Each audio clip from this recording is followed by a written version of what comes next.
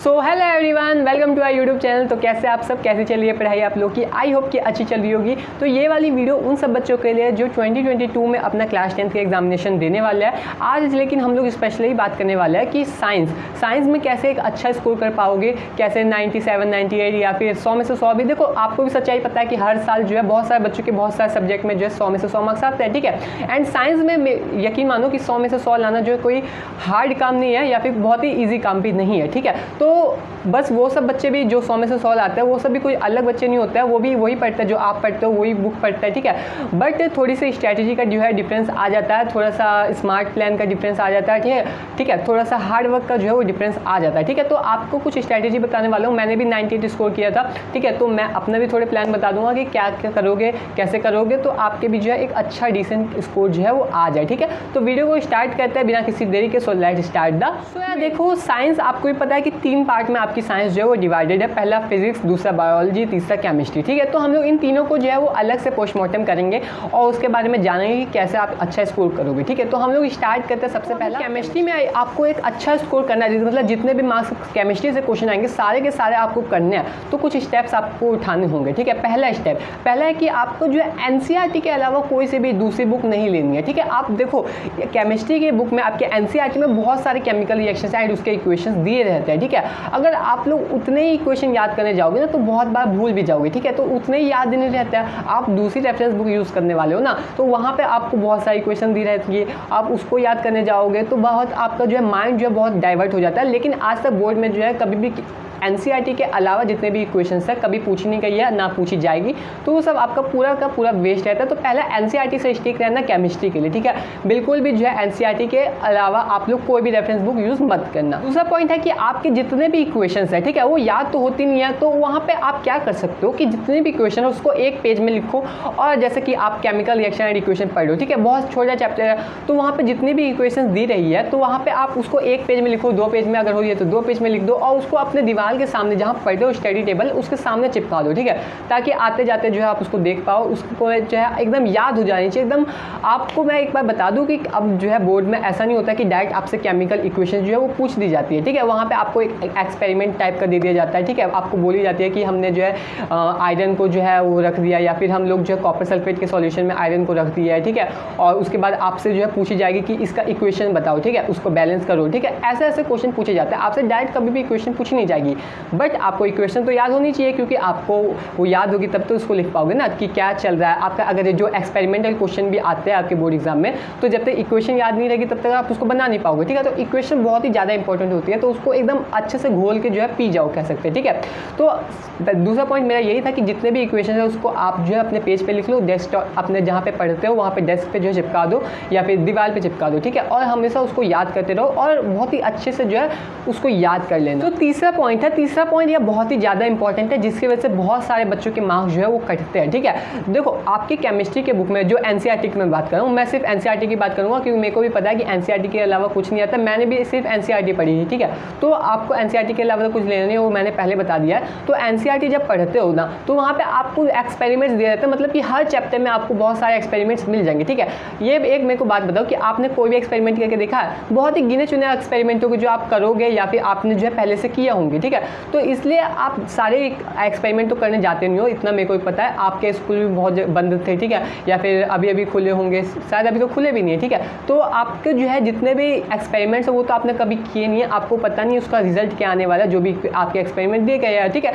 तो आपकी एनसीईआरटी में, सिर्फ एनसीईआरटी की बात करूँ, जितने भी इक्वेशंस आपके दिए, सॉरी, जितने भी एक्सपेरिमेंट्स आपके दिए गए हैं ना उस पर उसको नेट पर सर्च करो। जैसे कि आपको आपकी एनसीईआरटी में कभी भी ये नहीं कहा जाएगा कि हमने जो है कॉपर सल्फेट के सॉल्यूशन में जिंक को डाला है तो हमने जो है ये प्राप्त किया, उसका कलर जो है मतलब कि मान लेते पहले जो है कुछ और कलर था और वो जो है ब्लू था तो वो जो है ग्रीन में चेंज हो गया, ठीक है। आपके बुक में ऐसा कभी नहीं लिखा रहेगा, ठीक है। एज एग्जांपल मैं बस बात कर रहा हूँ, तो आप कभी भी ऐसा नहीं लिखा रहता है। बस उसमें बोला जाता है कि आपसे कि आप बताओ कि आपने क्या ऑब्जर्व किया, ठीक है, ये आपसे पूछा जाता है, ठीक है। अब ये मैंने बहुत ही डिसेंट एग्जाम्पल लिया। आप में जो बहुत सारे एक्सपेरिमेंट दिए रहते हैं जो कि आपको तो पता भी नहीं होता है, ठीक है, कि क्या कलर चेंज होने वाला है, कौन सा प्रिसिपिटेट बनने वाला है, है, ठीक है। तो वो सब आप क्या करो, जितने भी आपके एक्सपेरिमेंट्स है उसके सारे के ऑब्जर्वेशन जो है जब आप केमिकल रिएक्शन एंड इक्वेशन लिखने वाले हो, ठीक है, जितने भी केमिकल इक्वेशन लिखने वाले हो उस पेज पे जो मैंने बताया सेकंड पॉइंट में जो आप चिपकाने वाले हो, तो वहाँ पे साइड में लिख लो कि ये प्रिसिपिटेट बनेगा, इसका कलर ये होगा,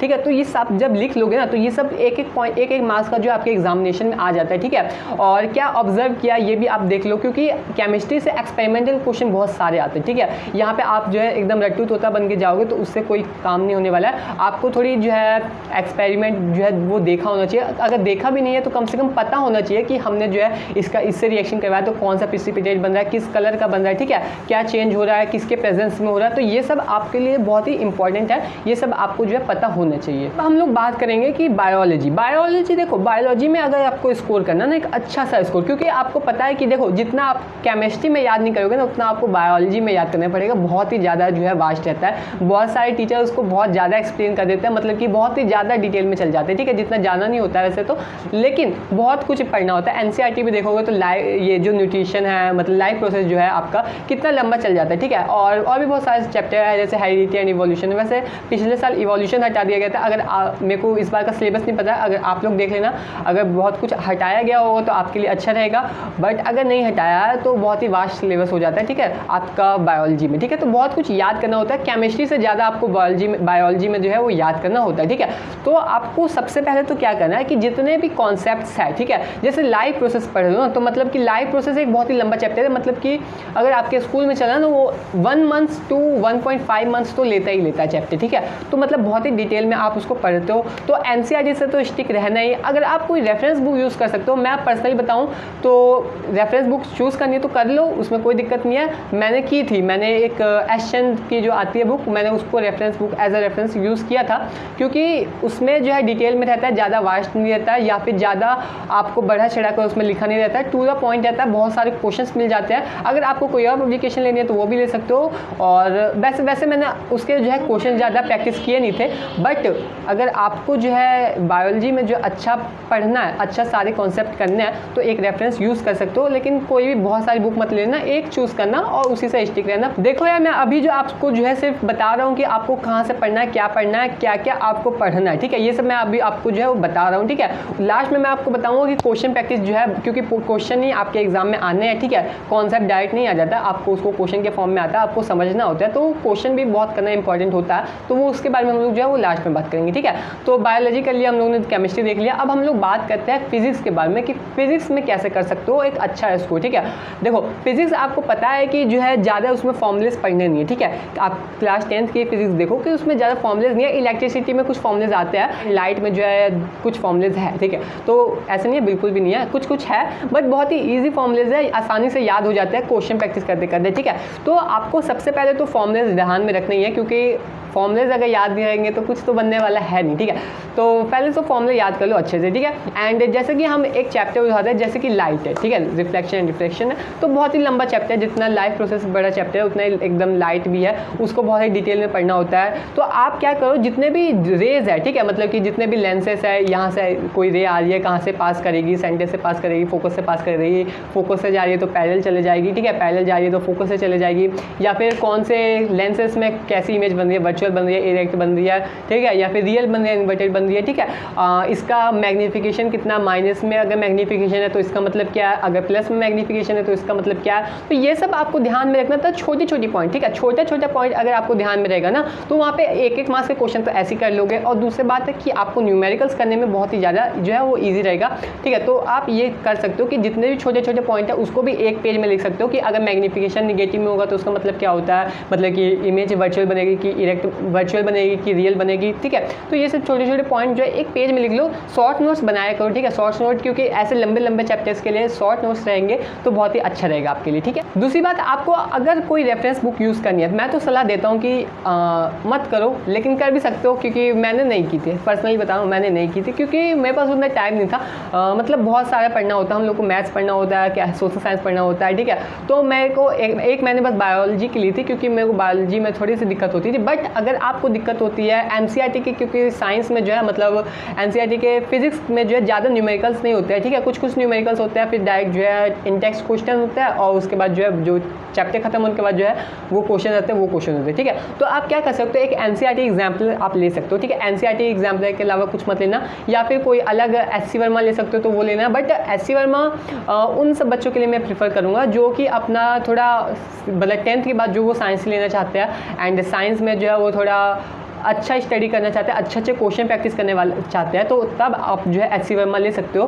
बट अगर आप जो है मॉडरेट लेवल की पढ़ाई करना चाहते हो, मतलब कि अच्छा स्कोर कर सकते हो कि 98 99 तो आराम से आ जाएंगे, ठीक है, तो आप एसचन भी ले सकते हो। वो जो है एक मॉडरेट बच्चे के लिए होता है, एवरेज बच्चे के लिए जो कि अच्छा स्कोर कर पाए। लेकिन एचसी वर्मा जो है थोड़े से एडवांस बच्चों के लिए होता है, जो कि वो भी अच्छा स्कोर कर सकते हैं, लेकिन उसमें लेवल ऑफ प्रॉब्लम्स अच्छा होता है, ठीक है। तो आपका हो सकता है कि एक बार में जो वो क्लिक ना करे कि इसमें कौन सा हम लोग को फॉर्मूला लगाना है, ठीक है। तो आपको मैं 2 बुक प्रेफर करूँगा, एक तो आप एससी वर्मा ले लो एंड या फिर आप जो है एक एसचन ले सकते हो, और एक एनसीईआरटी तो कंपलसरी है ही, ठीक है, NCERT compulsory, NCERT exemplar, sorry, NCERT exemplar और एनसीईआरटी ये दोनों कंपलसरी है। और अगर आपको रेफरेंस बुक चूज़ करनी है तो एससी वर्मा या फिर जो है एसचन में से एक ले सकते हो, ठीक है। तो साइंस के लिए तो जो है आपके पास टोटल जो है वो 3 बुक्स हो गई है। पहला तो आपके पास एनसीईआरटी हो गई है, दूसरा आपके पास एनसीईआरटी एग्जाम्पलर हो गए जहाँ से आप क्वेश्चन बहुत सारे प्रैक्टिस कर सको, और तीसरा आपके पास जो है कोई रेफरेंस बुक अगर चूज़ करनी है तो कर लो, वरना कोई ज़रूरत नहीं है, ठीक है, उतना भी कोई ज़रूरत नहीं है, क्योंकि मैं आपको लास्ट में एक ऐसे ही बुक बताने वाला हूँ जो